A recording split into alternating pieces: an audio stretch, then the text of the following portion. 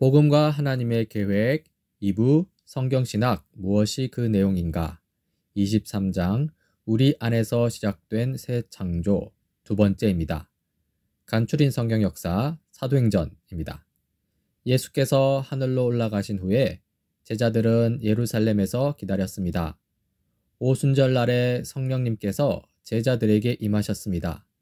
그래서 제자들은 예수님을 전파하는 임무를 감당하기 시작했습니다. 처음 그리스도인들이 복음 안에 내포되어 있는 선교적 임무를 점점 분명하게 인식하기에 이르자 각 지역에서 행하던 전파는 세계 복음화로 확장되었습니다. 사도 바울은 복음을 소아시아와 그리스까지 전파하면서 가는 곳마다 교회를 많이 세웠습니다. 마침내 교회는 로마 제국의 심장부에서도 번창하기에 이르렀습니다. 오늘 세 번째로 우리 안에 임한 새 창조입니다. 이 사도행전에서 시작되는 전환이 있습니다. 예수님의 승천을 기준으로 전환이 일어나는데요. 먼저 복음서들 안에 묘사된 상황을 보자면 예수님 승천 이전 예수님의 사역이 나타나죠. 하지만 사도행전과 서신서들 안에 언급된 상황을 보면요. 예수님 승천 이후 이 성령님의 사역이 두드러지게 나타납니다. 이제 하나씩 살펴봅시다. 먼저 복음서 안에 묘사된 상황인데요. 이 복음서 안에 선포된 하나님 나라 복음은요.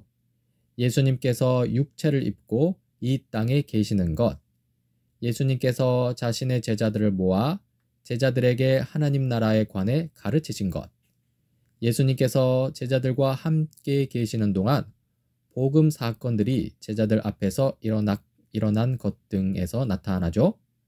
하지만 이 복음서에는 한계가 존재하는데요. 예수님 부활 승천 이전의 이 단계에서는요. 이 충분한 복음이 선포된 것이 아닙니다. 왜냐하면 아직 복음이 완전하게 계시되지 않았기 때문인데요. 예수님의 죽으심과 부활과 승천을 통해 하나님의 구원 계획이 이루어졌을 때야 비로소 충만한 복음이 가능하다는 것입니다. 이 복음서 안에 있는 제자들도 살펴봅시다. 이 복음서 단계에서 이 제자들의 상태를 보자면요. 이 예수님의 제자들은 의심할 나위 없이 예수님을 믿는 신자들이었습니다. 이 구약 성경의 신자들 안에 성령님이 계셨듯이 이 당시 제자들 안에도 성령님이 계셨다는 것이죠. 이 예수님의 세례 이전에도 성령께서 예수님 안에 계셨던 것과 마찬가지로 제자들 안에도 오순절 이전에 성령이 계셨다는 것입니다. 그런데 이 복음서에 나타나는 제자들의 한계도 볼 수 있는데요. 예수님 승천 이전의 제자들 안에 성령님이 계시긴 했지만요. 이 또 다른 의미에서 성령님을 아직 받지는 못했습니다. 요한복음 7장에 그에 대한 언급이 나타나는데요. 이것은 예수를 믿는 사람이 받게 될 성령을 가리켜서 하신 말씀이다. 예수께서 아직 영광을 받지 않으셨으므로 성령이 아직 사람들에게 오시지 않았다. 여기서 또 다른 의미의 성령님은요. 이 오순절에 받게 될 성령님을 가리키는 것입니다. 사도행전 2장입니다. 오순절이 되어서 그들은 모두 한 곳에 모여 있었다. 그때 갑자기 하늘에서 세찬 바람이 부는 듯한 소리가 나더니 그들이 앉아있는 온 집안을 가득 채웠다. 그리고 불길이 솟아오를 때 혓바닥처럼 갈라지는 것 같은 혀들이 그들에게 나타나더니 각 사람 위에 내려 앉았다. 그들은 모두 성령으로 충만하게 되어서 성령이 시키는 대로 각각 방언으로 말하기 시작하였다. 이 성령 임재의 의미를 예수님의 경우와 그리고 각 시기별로 좀 살펴보자면요. 먼저 이 예수님 세례 때 성령의 임재는요. 예수님의 임무를 위해서 주어진 것입니다. 그러니까 예수님의 세례 때 성령께서 오신 것은 예수님께서 구세주로서 예수님의 임무를 감당하실 수 있도록 돕기 위하여 성령께서 임하셨다는 것이죠. 그렇다면 구체적으로 어떤 임무를 위해서 세례 가운데 성령께서 임하신 것일까요? 먼저 선지자 임무입니다. 예수님은 우리의 큰 선지자로서 우리를 위한 하나님의 구원 계획과 뜻을 알려주시는 임무를 감당하십니다. 다음으로 제사장 임무입니다. 예수님은 우리의 유일한 대제사장으로서 우리 구원을 위해 희생 제물이 되시고 우리를 위해 중보하시는 임무를 감당하십니다. 마지막으로 왕의 임무입니다. 예수님은 우리의 영원한 왕으로서 우리를 다스리시고 우리가 구원을 누리도록 우리를 보호하시는 임무를 감당하시죠. 다음으로 구약 성도 즉 믿는 유대인들에게 임한 성령님입니다. 이 제자들이 만일 믿는 유대인들이었다면 이들에게도 구약의 언약 안에서 예수님에게서 예시된 것처럼 성령께서 임하셨고요. 그들에게도 임무가 주어졌다는 것입니다. 실제로 구약 성도들에게 주어진 임무가 있는데요. 이 선지자의 임무를 받은 구약 성도가 있죠. 엘리야, 엘리사, 이사야, 예레미야, 에스겔 등입니다. 또 제사장의 임무를 받은 구약 성도도 있습니다. 이 아론 등 레위 지파 사람들입니다. 왕의 임무를 받은 구약 성도도 있죠. 사울, 다윗, 솔로몬, 히스기야와 같은 왕들입니다. 이 구약 성도들 중 일부는요. 이렇게 선지자와 제사장과 왕으로 세워졌고요. 그들은 하나님의 영, 곧 성령의 기름 부으심을 받았습니다. 이 선지자로 성령의 기름 부음 받은 이사야입니다. 주님께서 나에게 기름을 부으시니 주 하나님의 영이 나에게 임하셨다.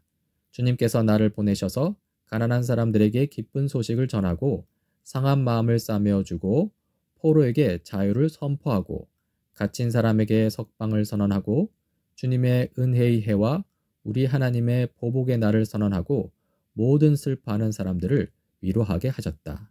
이사야 61장의 말씀이었습니다. 다음으로 이 제사장으로 성령의 기름 부음을 받은 아론도 있습니다. 그리고 또 모세는 거룩하게 구별하는 기름 가운데에서 얼마를 아론의 머리에 붓고 그에게 발라서 아론을 거룩하게 구별하였다. 레위기 8장 말씀이죠. 여기서 성령님이 직접적으로 언급되는 것은 아니지만 이 아론에게도 성령께서 임하셨음을 충분히 유추할 수 있습니다. 또 왕으로 성령의 기름 부음을 받은 다윗도 있습니다. 사무엘이 기름이 담긴 뿔병을 들고 그의 형들이 둘러선 가운데에서 다윗에게 기름을 부었다.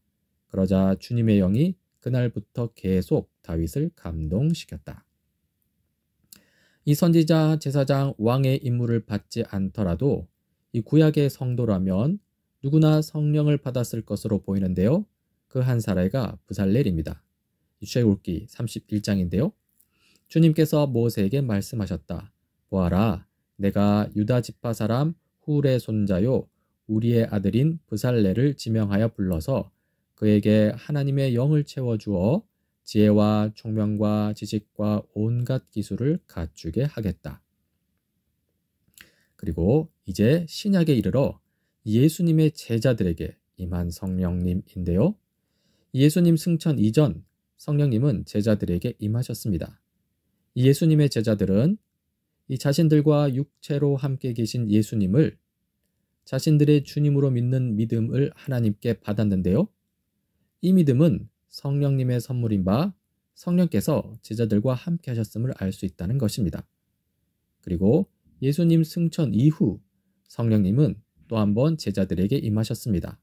이 오순절 날에 성령님께서 제자들에게 이 죽으시고 부활하시고 승천하신 예수 그리스도, 즉 하나님의 구원 계획을 충만하게 계시하신 예수 그리스도와 연관하여 처음으로 임하셨죠. 이렇게 예수님 당시의 제자들은 두 단계에 걸쳐서 성령의 임재를 경험하였습니다.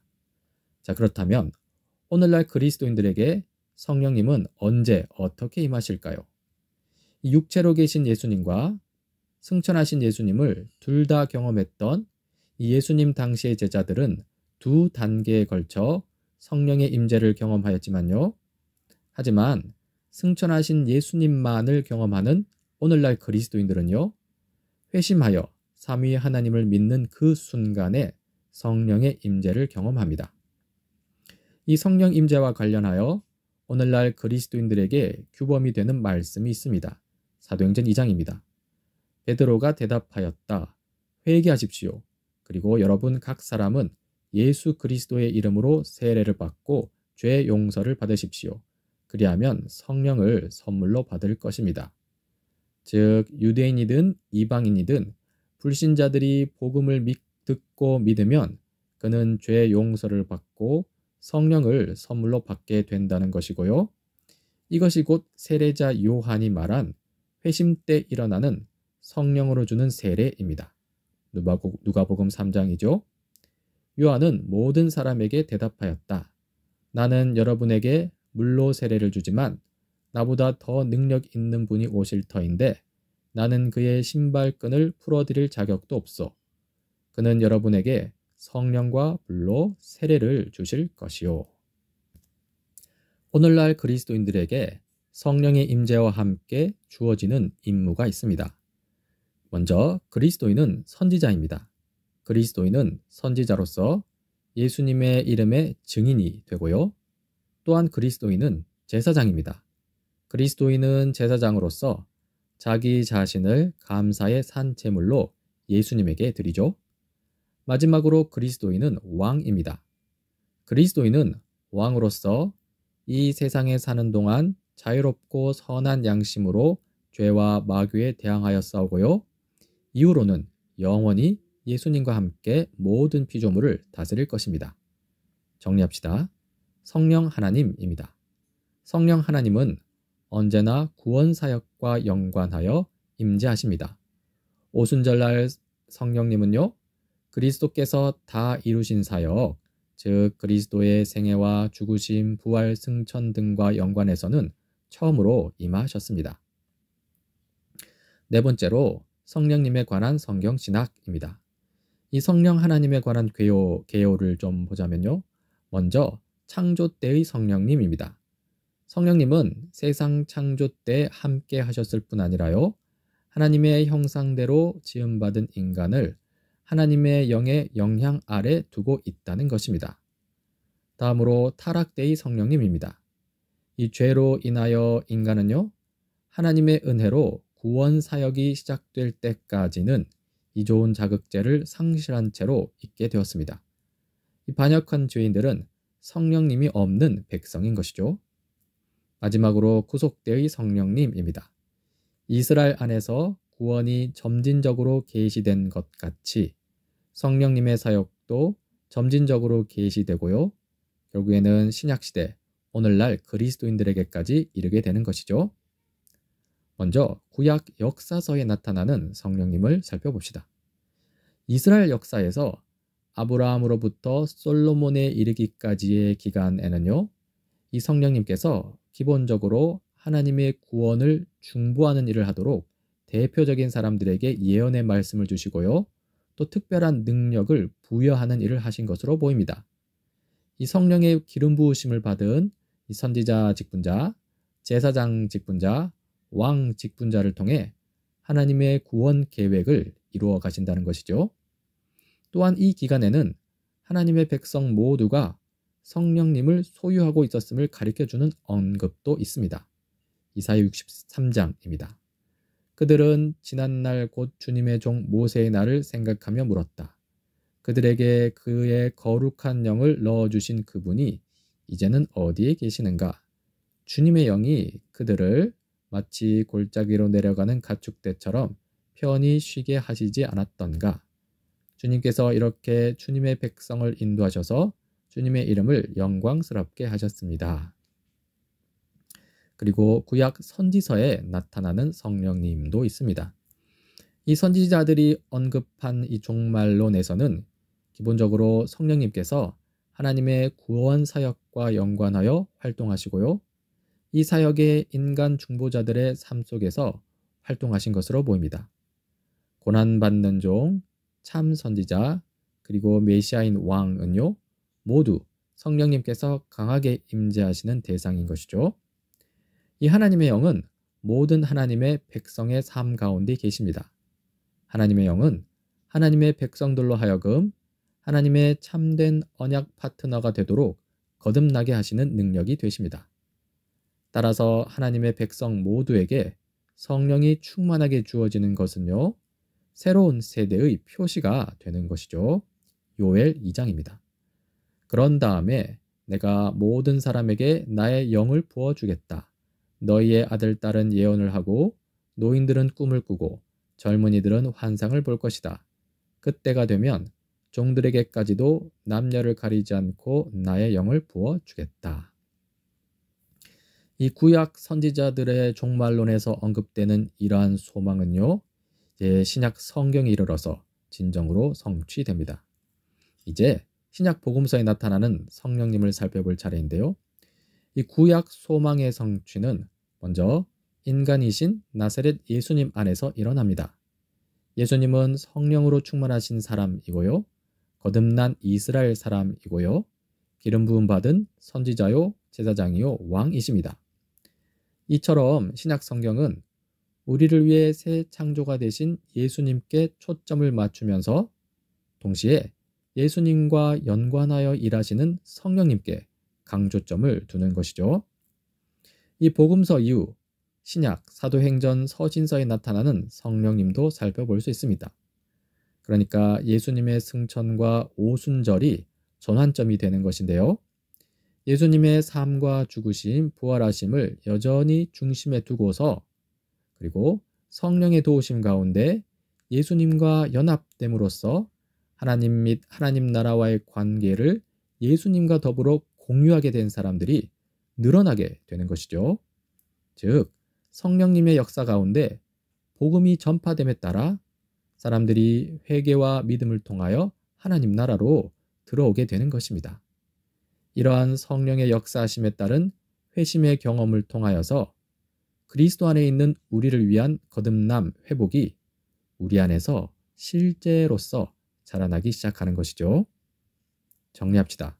성령님에 대한 신학입니다.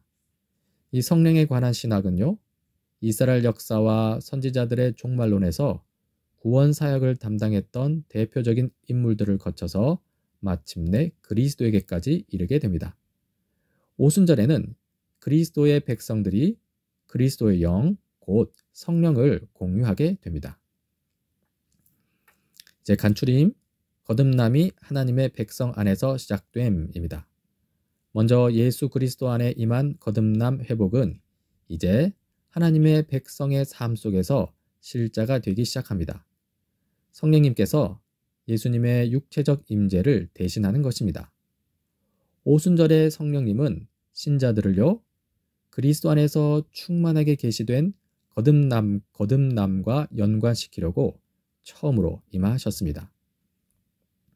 그림을 보자면요, 하나님 나라의 주권자는 오순절 사건 이후 성령 하나님께서 완전히 드러나심으로써 성부, 성자, 성령, 삼위 하나님이 주권자이심이 명확하게 나타납니다. 하나님 나라의 국민은 성령을 통하여 예수 그리스도와 연합된 믿는 자들입니다. 그리고 하나님 나라 영토는 새 성전입니다. 곧 성령의 임재 가운데 믿는 자들이 다스리는 모든 땅입니다.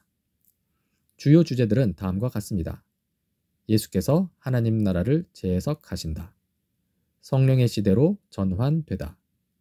중심 낱말들은 다음과 같습니다. 세례, 회심,